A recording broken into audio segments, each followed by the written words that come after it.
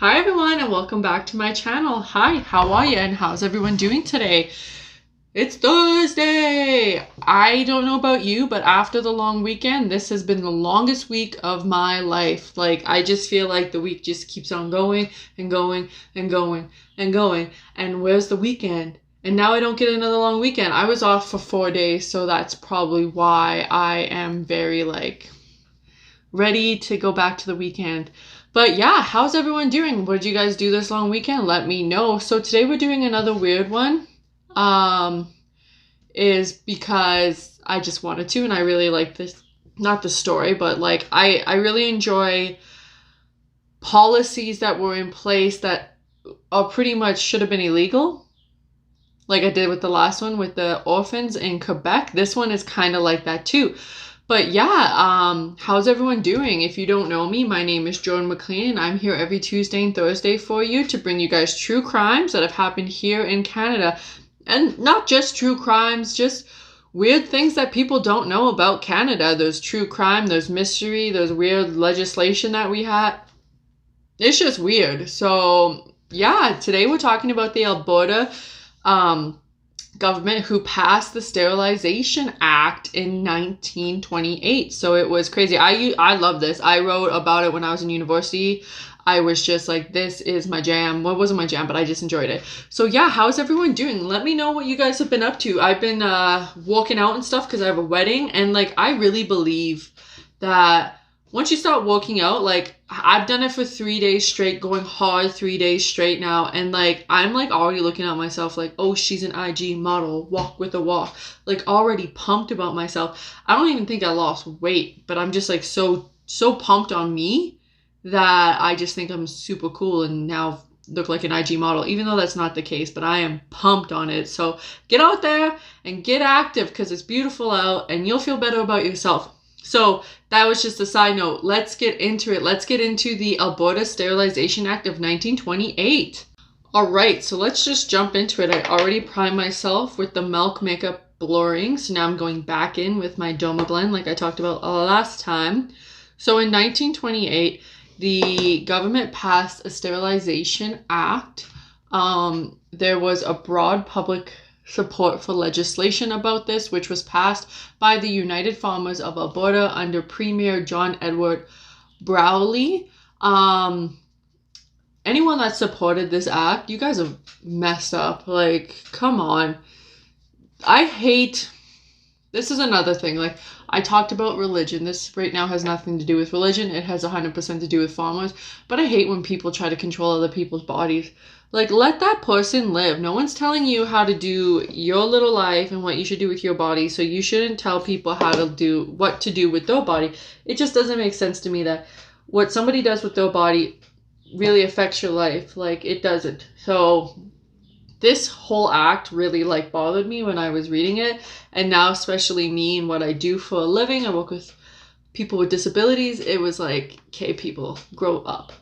Okay, so the act established a board with the power to authorize the sexual sterilization of certain individuals who had been institutionalized under the Mental Disease Act of Mental Defective Act and recommended for release. So in a sense, they were saying that if you were disabled or were in an institution because you were disabled and like physically or mentally disabled, they were allowed to sterilize you because they didn't want you to produce that gene to another person, which that's not how it works. That's just not how disabilities work. The only one that is pretty much given to you is FASD if the mother is drinking while they're pregnant, but it's not. A lot of them are not hereditary. A lot of them aren't going to get passed down. There is a few that are like that. But there isn't, it's not 100%. That's not what happens. And that's what really bothers me. And now I'm going in with e.l.f. Camo Concealer. I've never used this before, but I've heard so many raves and I started using it and I love it. So, in love. So, yeah, you get sterilized and you kind of didn't really get a say on if you wanted to get sterilized or not. So according to the 1928 Sexual Sterilization Act, patients could be sterilized if the board um, anonymously, wow, I can't speak today, unanimously of an opinion that the patient might safely be discharged if the danger of the procedure was attended risk. So that was kind of like the only thing. So if like doing the procedure was going to like really like risk the patient's life, they weren't going to do it, because there is a lot of people out there who have really big physical disabilities, and going in for surgery and stuff is severe on their body and can take a huge toll and like, you know, give them seizures and stuff like that. So if it was a huge risk on the patient, they were not going to do that. But they really wanted to pretty eliminate disabilities across the board. Consent was required either from the patient of his or her, so the patient's parent or the guardian or spouse. So technically the patient, even though had no consent themselves, it was 100% up to the patient's guardians, their parents, or the spouse, which I don't think the spouse really needs to, shouldn't even be somebody you talk to about it. Maybe if like they were together for a while, but there's probably a lot of people out there who just use and abuse people with disabilities, and giving them the control to sterilize them is kind of like a little messed up in my opinion. That's just what I think, but let me know down below what you think. But this whole thing really just like irked me to the core. I just don't get it. Like, they're trying to eradicate disabilities, which is something you can't just do by sterilizing people. And then at top of it, like, Alberta is already looked upon now as the craziest province. Oh my God, I put so much. Ugh. As the craziest province out there. And then you look back at it, like, we were always crazy. We were always crazy. So at the time, the board argued that mental illness, mental retardation, epilepsy, alcoholism, certain criminal behaviors and social defects such as prostitution and sexual prevention were generally determined to be inhereditary. So that's good. Oh my God, like, what's going on with my makeup today? She's looking like a hot mess, and that's okay. So those were the ones that, you know, prostitution isn't something you pass down from generation to generation. It's kind of a job. So stop considering that a disability. So those ones, you could do that stuff. You could be an alcoholic. You could have mental illnesses, epilepsy, all that stuff you wanted. And they were not going to sterilize you because it's not something that's, like I said, hereditary. So further, it was widely believed that persons with disorders had a higher reproductive rate than normal people, which I don't know about that one. Well, you know, it could be true. People do say stuff like that. I'm not going to repeat some of the sayings that people say, but that could be true. They might have a higher sex drive than normal people, and as a result, it was feared that the gene pool in the general population was weakened. This sounds like some Nazi stuff. I'm getting Nazi vibes.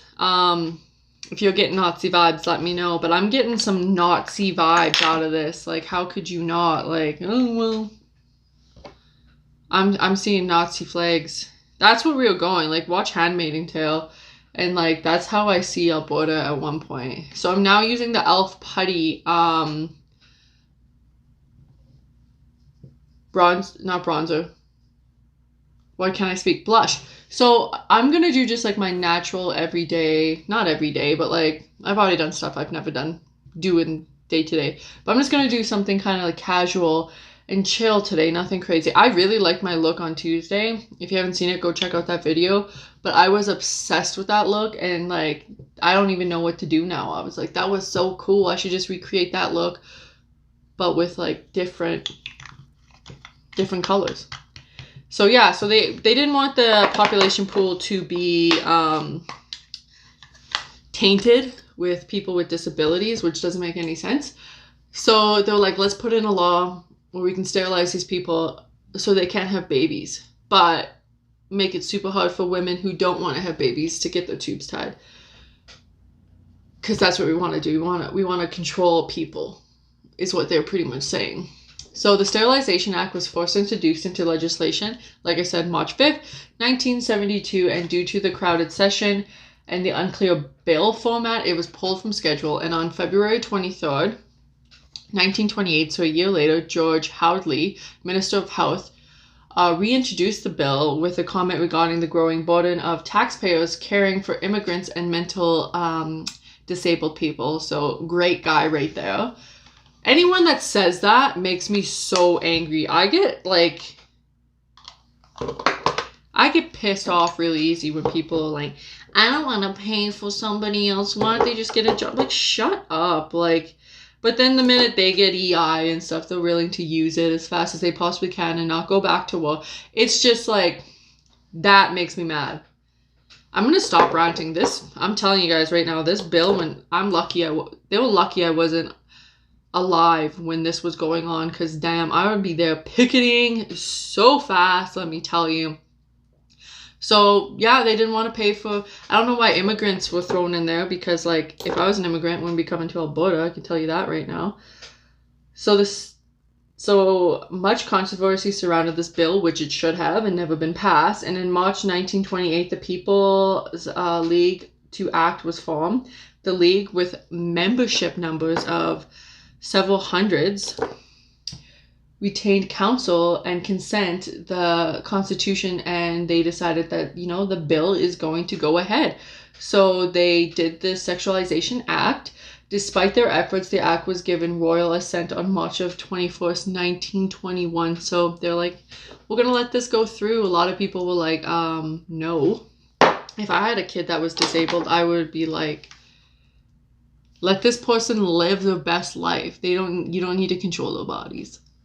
So the purpose of this act, need to find everything I want to use today. So the purpose of this act,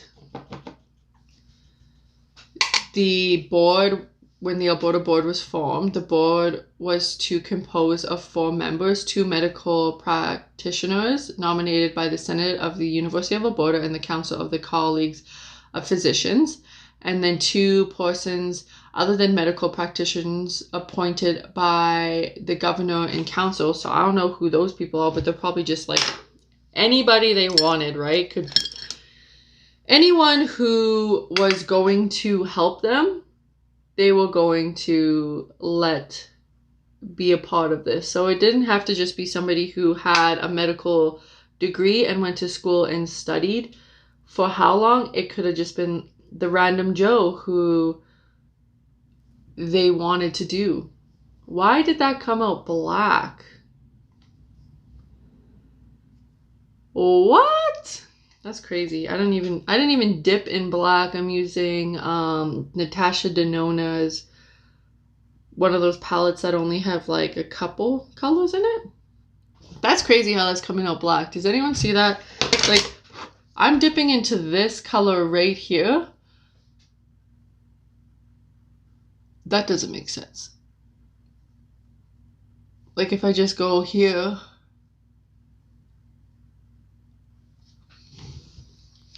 crazy Chris Angel stuff up in here. Under the terms of the act, mental hospital inmates could only be discharged with the approval of the medical superintendent, and it was within the superintendent's power to force examinations by the board. If anonymous agreement happened, the board was empowered to appoint the physician and direct sterilization. Such operations were not to be performed unless consent was obtained from the inmate or consent from the spouse, parent or guardian, or minister of health in considerate of incompetence. So those were, I guess, when you were allowed to do it. I don't get the consent thing about the spouse. That's the one thing that really bothers me. This one's kind of doing it too over here, eh? That's okay. The consent thing for the spouse is the one thing that bothers me, because again, if the person is disabled,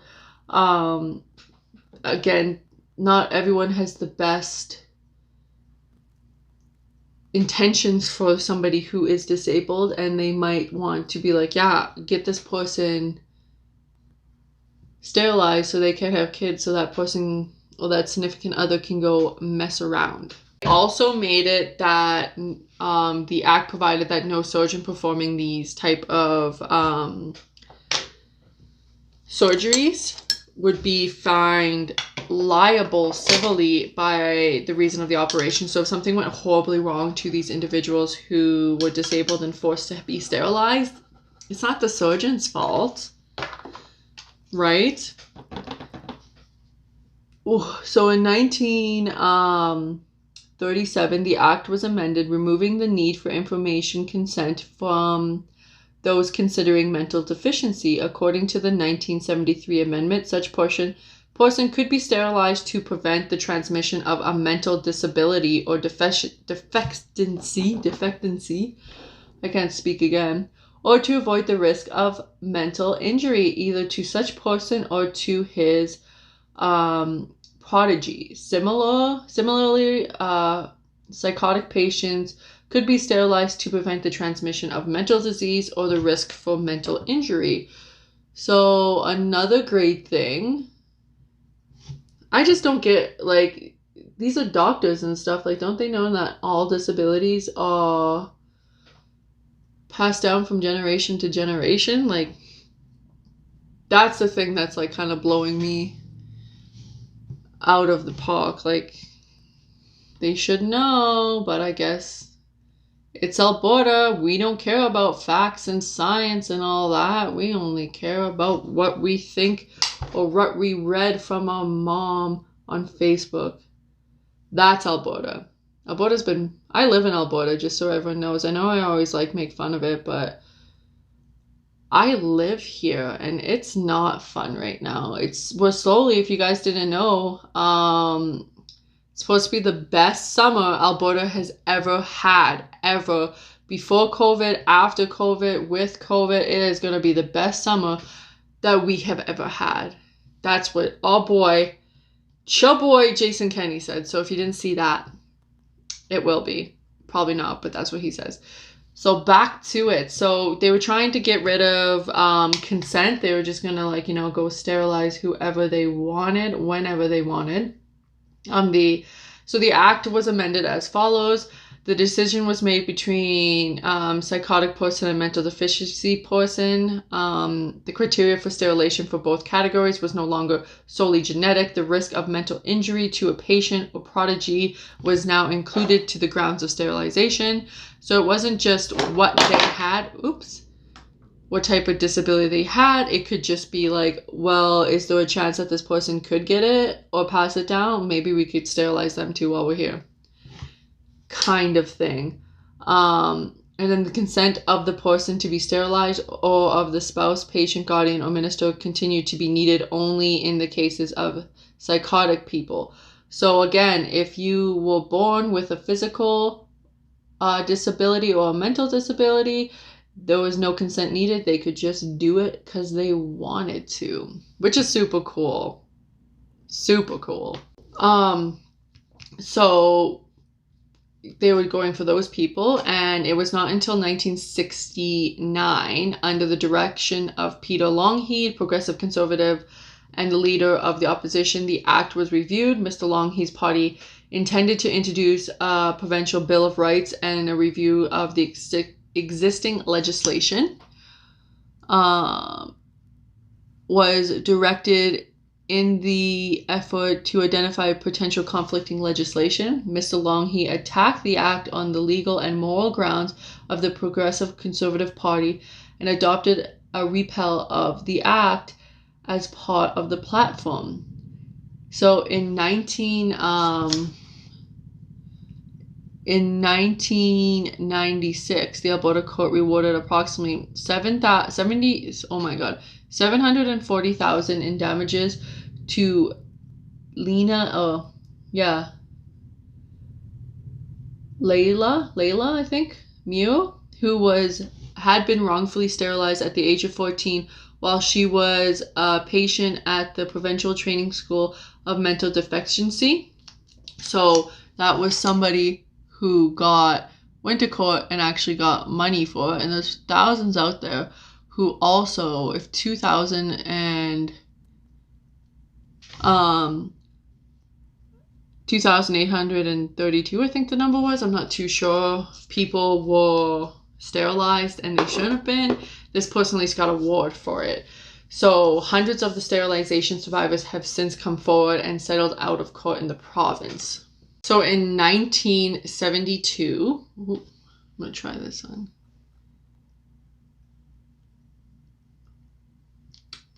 That's a pretty color. I like these little Maybelline ones.